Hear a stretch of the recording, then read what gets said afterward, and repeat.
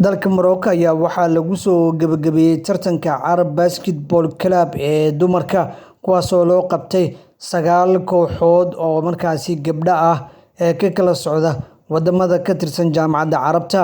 Kooxda Gift Star ayaa markaasi Soomaaliya ee ka socotay tartankan ayaa waxa ay markaasi ka soo gashay booska saddexaad iyadoona ciyaar aad u xiiso badan ay ka soo bandhigeen tartamada ay markaasi soo ciyaareen inta lagu guda jiray tartankan ee Arab Basketball Club ee lagu qabtay dalka Morocco. Sidoo kale tartankan ayaa muddo la hakiyay maadaama dalkaasi Morocco oo ka dhacday musiibo markaasi dhul gariir ay ku dhufatay. Sidoo kale magaalada Marrakesh oo u jirta halka dhul gariirka uu ka dhacay 44 meel ay ku sugnaayeen ciyaartoyda ee markaasi kooxda Gift ee magaca Soomaaliya ee ku socday.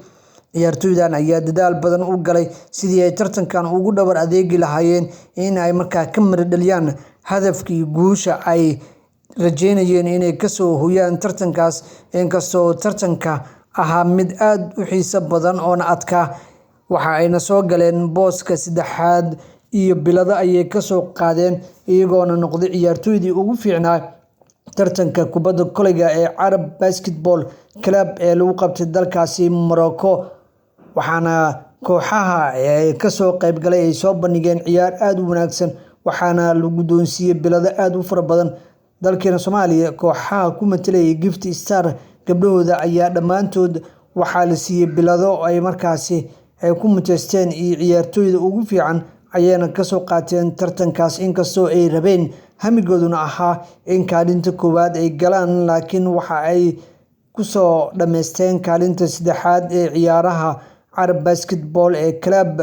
Sidoo kale xiriirka kubadda kolayga dalkeena Soomaaliya ayaa ku bogaadiyay hambalyana u diray kooxda Gift Star dadaalka ay markaasi muujiyeen iyo kartida ay ka keeneen tartankaas, waxayna u rajeeyeen mustaqbal iyo sidoo kale guulo kale oo ay ka soo hooyaan tartamada kale ee caalamka ee ku baxayaan.